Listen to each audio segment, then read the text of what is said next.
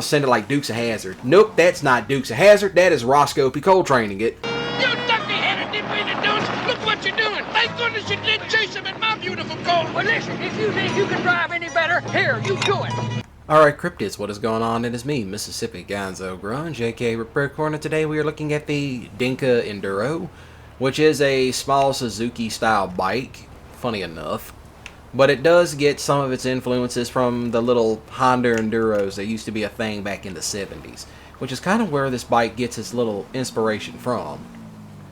But yeah, this was another classic bike that I would have fun with. I had one because they really didn't have any, you know, dual sport enduro style bikes.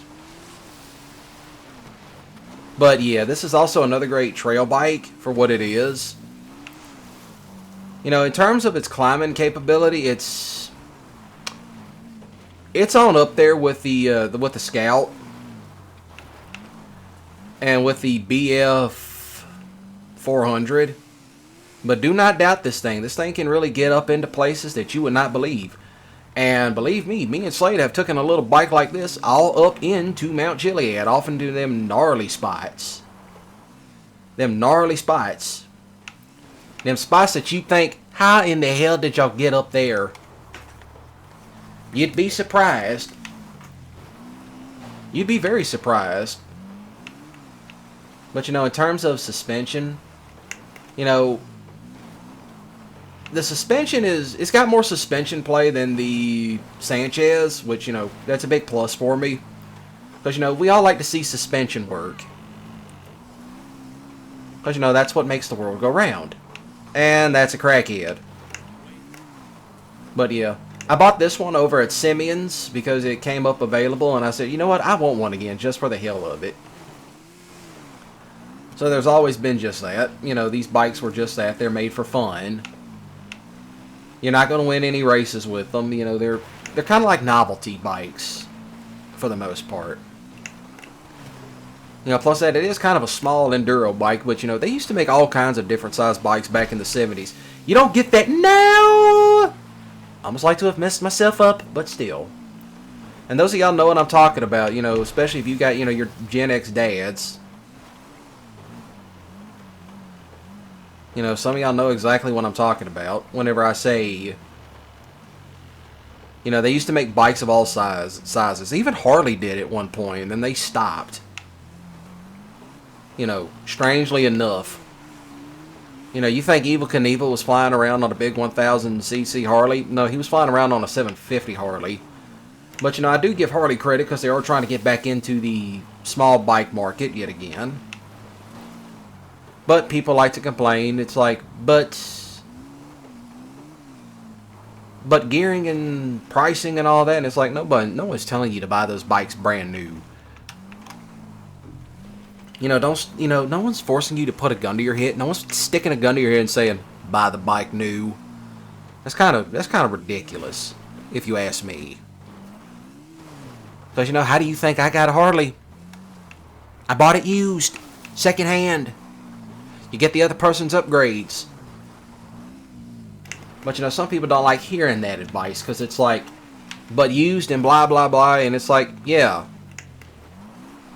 Cheap bike, cheap price. Plus that, you can work on it yourself. Learn how to fix your own crap. You get practice. Oof. Yeah, this is the one thing I remember about this bike. This bike was could be a bit of a handful at times. But it did have some great low-end power. And I mean, you could really send it down dirt roads. I mean, it's got some great handling on the dirt. Can we do it 350? 350. It's 360. You jackass. I was going to try to stick a 360 like Travis Pastrana, but you know. Or Brian Deegan. Duggan, whatever the hell is. Brian Deegan, I believe that's his name. Which, by the way, what's your favorite dirt bike brand of clothing? Of course, it's kind of funny if you wear that. Everyone associates you with being a douchebag. I fail to see how that's even possible, but, you know, people are going to be fucking weird. And here we go again. Ooh. Very nice on that get up. But yeah, this one and the Scout, by far some of the greatest bikes to really, send it. I mean, this is what this bike was made for, sending it. See? Climbs up hills just fine. Excuse me. And there's one little thing I do remember when hill climbing, is that the bike will stall out at some point.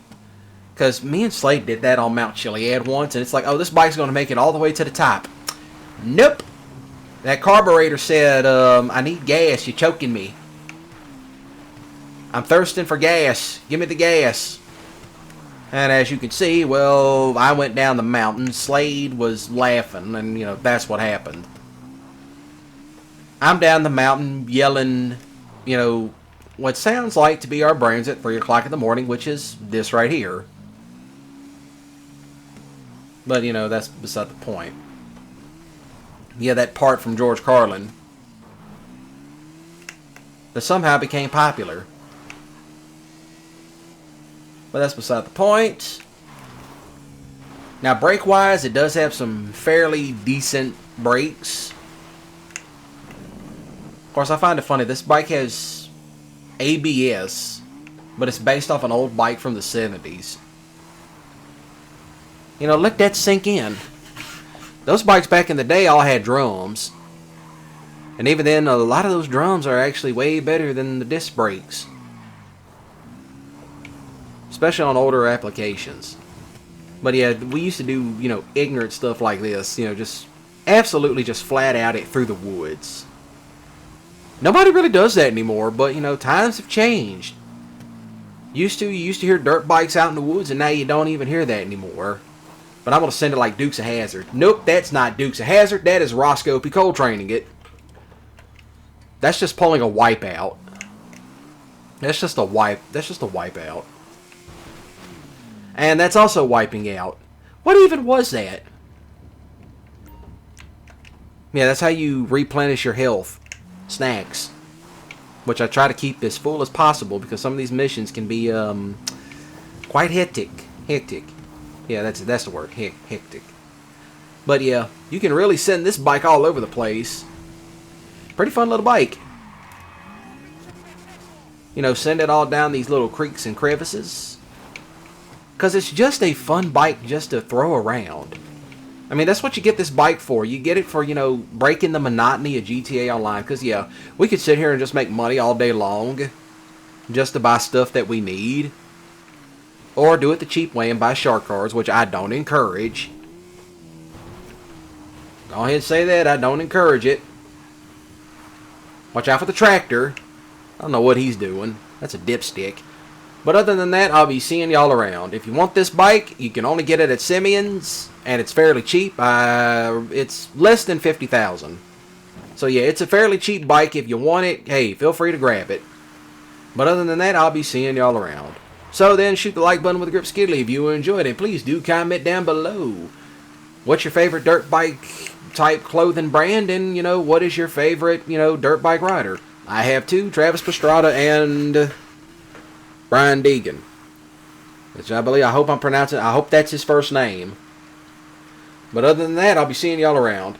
So then, also do share these videos around because it helps my channel out immensely grow. And as always, do smash the subscribe button today and click the notification bell to stay notified when I go up to date and to also keep up with the Ghost Yard, which is me, Diesel, Slade, and Logan.